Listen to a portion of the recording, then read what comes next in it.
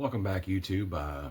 Thanks for joining me. Today I wanted to address one of the most common questions I get from people that are either interested in casting bullets or just getting started in that. Um, and that is where to find lead to cast with, or alloy. As you may or may not know, what we make bullets out of is a lead alloy. It also contains tin and antimony. The tin makes the lead flow freer and fill out the mold better. The antimony is what we add for hardness. Harder bullets are better for a rifle. You can use a softer bullet for pistol generally. A couple of things to mention is, first of all, you can get on the internet. Rotometals, for example, is a good place to just buy ready to cast alloy. They have Lyman number 2, for example, that's 90% lead, 5% tin, 5% antimony, and that makes for a great pistol bullet in my experience. And you can get on there and buy a 5-pound bar for, I think, $25 or so, 26 plus shipping maybe, and get right to work with that. They also have some harder alloys like linotype, things like that. They also have a bar of what they call super hard. It's 30% antimony and 70% lead. Those are really nice to harden up lead. For example, if you get a whole bunch of range scrap from a range somewhere, or just scrap lead, say for example, stained glass window cames, like these here. These are just scrap window cames. And they're pretty soft lead. You can see just how soft they are. They bend with little to no effort. So to harden those up, you would want to add antimony, and Rotometal Super Hard is a good way to get that antimony. Another good place to get it is linotype. If you can find linotype, that's got extra antimony that you can cut with soft lead. Monotype is another one. Our type metals, this one has more antimony than linotype, just a harder alloy. So to add that to a soft lead will harden that soft lead up.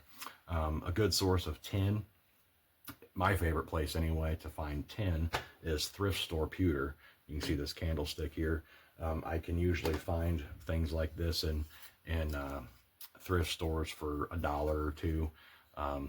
I've never done the math to figure out how much that works out to weight wise, but it varies so much. But if it's cheap, I'll pick it up.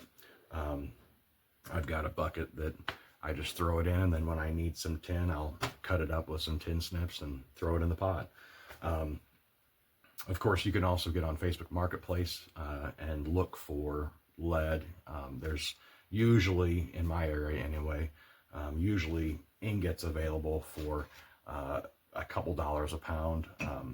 I also recently, within the last year or so, found lead at gun show for $1 a pound.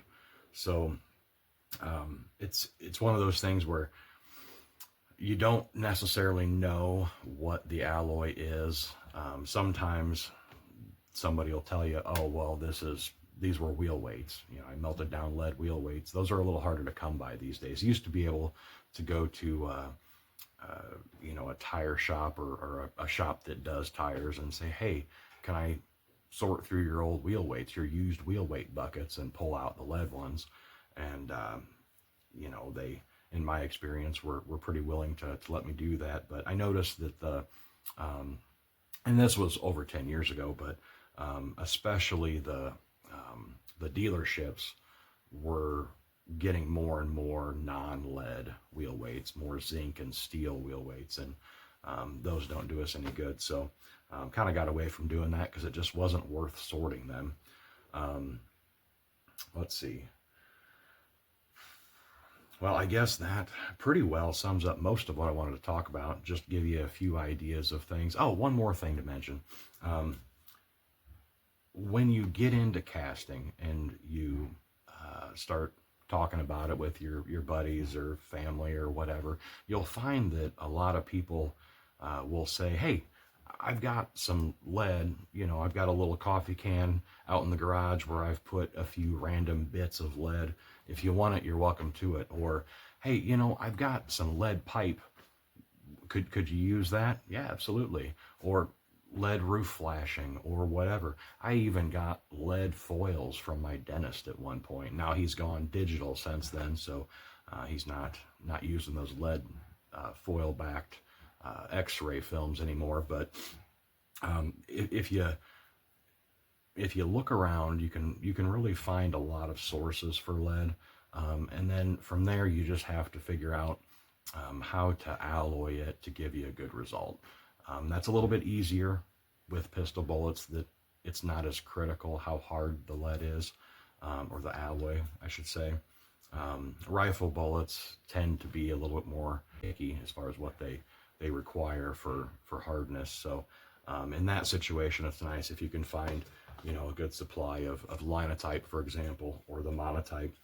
Linotype, in my opinion, makes really good rifle bullets. So I'll use just straight linotype to cast some nice hard rifle bullets, or Magnum handgun bullets. So just a little bit of food for thought for you, and help you get started, be thinking of some ideas that way. If you have any other questions, or if you're watching this and you've got ideas to share with people, to places to look for lead alloys, feel free to drop it in the comments below, and best of luck to you. Thanks for watching.